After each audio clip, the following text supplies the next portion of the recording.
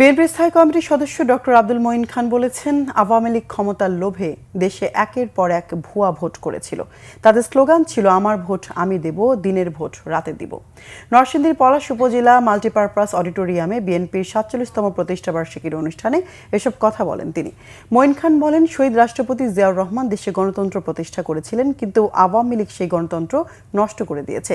ছাত্র জনতার আন্দোলনে দুঃশাসনের পতনের পর হারানো গণতন্ত্র পুনঃপ্রতিষ্ঠার স্বপ্ন দেখছে মানুষ।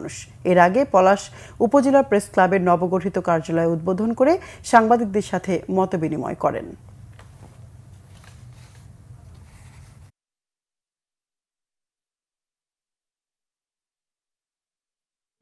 পরিবর্তন হয়ে কি হলো?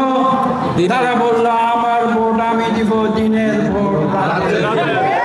আজকে বাংলাদেশের এই ক্রান্তিকালে যখন আমরা আওয়ামী লীগের স্বৈরাচার থেকে একটি অন্তর্বর্তীকালীন সরকারের মাধ্যমে পুনরায় গণতন্ত্রে আমরা রূপান্তরিত হচ্ছি, তখন সেই সময় আমাদের মনে রাখতে হবে যে আমরা বাংলাদেশে গণতন্ত্রে বিশ্বাস করি।